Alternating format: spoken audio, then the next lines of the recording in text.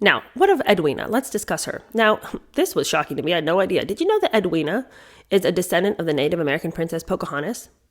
The Prime Minister, Lord Palmerston, and the reformer and philanthropist, the 7th Earl of Shaftesbury, Edwina was born November 28, 1901. Her father, Wilfred Ashley, was a former colonel in the Grenadier Guards, who would later become a Conservative member of the Parliament. Now, and her maternal grandfather was the banker, Sir Ernest Cassel, financial advisor to Edward VII. The king was Edwina's godfather. She was named after him. And her grandfather was one of the richest men in the world. Now, her grandfather, Cassel, whose wife had died within 3 years of marriage, was very close to his only child and her firstborn daughter, and provided one of the few anchors in Edwina's rather rootless youth. Edwina's father was a remote figure, busy pursuing his parliamentary business or sporting interests. And her mother, Maud, frequently ill, had no idea how to be a parent to Edwina. Maud died of tuberculosis in February 1911 when Edwina was 9 and her sister Mary was 5. Neither child was allowed to attend the funeral at Romsey Abbey. Edwina wrote to her father, "I am so very sorry darling Mama left us all so suddenly and forever. I wanted to kiss her once and now I didn't. But it's very nice to think her spirit will always be with me."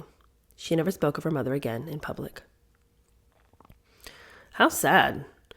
Now, both daughters found it hard to come to terms with their mother's death, but both of them dealt with it very differently. Edwina, who was forced to grow up very quickly, became neater and more dutiful and tried to mind her P's and Q's, the way a firstborn often does. But Mary, the younger, responded by being willful and uncooperative, difficult. Edwina poured her love into caring for her animals, puppies, ponies, rabbits, kittens, a goat, a present from her grandfather, an Arab horse. Quite the gift.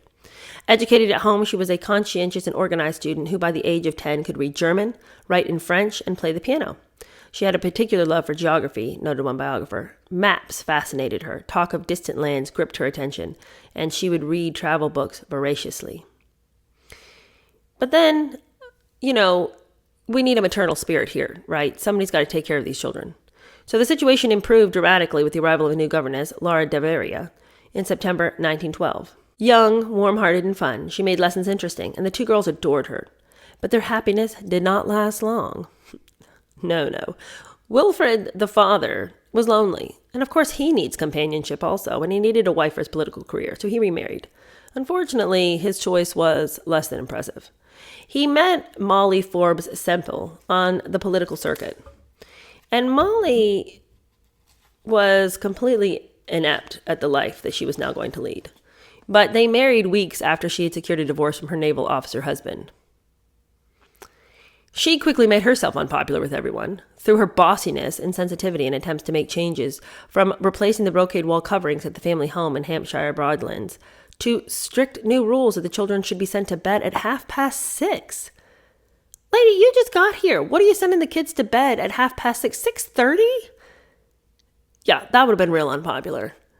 A guest who came back early from fishing because of the rain was made to eat his lunch in the hall rather than bring his wet boots into the dining room. What in the world? The audacity, the rudeness. Would it be so hard to get a cloth to wipe up that wet? She insisted the girls call her Madre. Oh, Madre. And when traveling by train, she would go first class but put them in third. Yeah, you couldn't write a meaner. What a horrific stepmother. But it gets worse because she dismissed Laura Deveria, the governess. She regarded her as a threat, and so she was dismissed. And of course, that increased the girls' unhappiness and sense of rejection. Wilfred, the weak-spined coward that he was, fearful of confrontation and busy raising and training a battalion to take to France, turned a blind eye rather than stand up for his daughters. What a jerk. The anti-German hysteria that affected the Battenbergs was now directed at the German-born Ernest Cassel. In spite of being one of the largest subscribers to the war loan and entrusted with an official mission to the United States to secure a loan of $500,000, he was accused of being friendly with the German emperor and having a specially designed wireless set on the roof of Brooke House to maintain contact with the country of his birth.